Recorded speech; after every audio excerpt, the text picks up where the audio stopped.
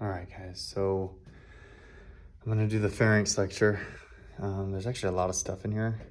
It's not too terribly difficult, but there's just a lot of information. So this is it: nasopharynx, oropharynx, and the laryngopharynx. These two portions have food in it, and this one only has air, right? You don't want food going up in your nasal cavity. So this is just some general information. The buccal pharyngeal fascia is part of the wall of the pharynx. So that's the fascia that's like at the back of the throat, where if it gets past there, then it enters the retropharyngeal space. And then if it gets past the retropharyngeal space, then it's the danger space. So here's the retropharyngeal space, and it's just posterior to the pharynx. There's some tonsils in here.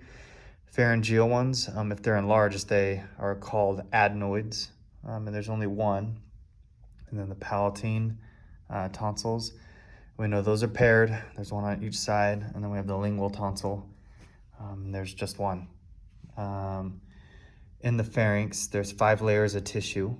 There's the mucosa, which is the innermost, submucosa. There's the pharyngeal aponeuroses, which is attached to the skull. It's literally just like between the muscles and the skull. There's just these aponeuroses. There's muscles in it. There's constrictor and longitudinal muscles, which I'll go over in like a minute. And then there's the buccal pharyngeal fascia, which I mentioned earlier. Within that fascia, it has the pharyngeal plexus, and it's made of loose connective tissue. So we'll go forward. Here are the constrictor muscles. Here are the longitudinal muscles.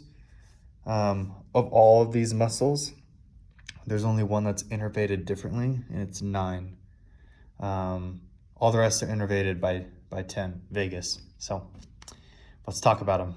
So constrictor muscles, we've already talked about these before: superior, middle, inferior. The superior, the origin is the hamulus, the pharyngeal raphe, and the mylohyoid line. Something very unique about this one is that it has this pterygoid raphe. When you do your injection, there's like that little line coming from like your mandibular tuberosity up to like the back of your throat. This is that raphe. So when we do an injection, we kind of aim towards that area. And the constrictor muscles about deglutition is it's just pulling the bolus down. So it constricts the upper portion, right? So it constricts. The next one down is the stylohyoid ligament, and then also the hyoid. It's called the middle, but these are the origins. So think the superior has the hamulus, which is pretty high, the hyoid, which is a lot lower, right? And then the thyroid cartilage is lower than the hyoid. So that's how you can orient yourself. But it attaches in the pharyngeal raphe, and it constricts the middle, right? So now we have that bolus. We've moved from superior to middle, and now we're in the inferior portion. So it has the origins are the thyroid cartilage and the cricoid cartilage. It inserts into the pharyngeal raphe, and it constricts the lower portion. So all these insert into that pharyngeal raphe. Something to note is underneath, just inferior to the inferior constrictor, is this cricopharyngeus, and they're really fibers, and they're always under constant contraction. And then it serves as the upper esophageal sphincter, which I'm sure she'll ask us a question about.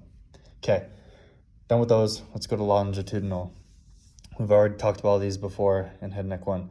Palatal pharyngeus, don't get this mixed up with palatal glossus, just because it has palatal in it. Part of the hard palate, it's just the posterior portion, and then the aponeuroses.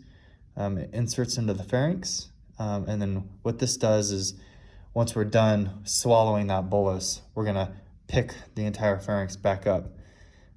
So this closes the nasopharynx. So up here it closes it, and then it elevates the pharynx and larynx, so it just pulls it all back up. and it's innervated by cranial nerve 10. Salpingopharyngeus.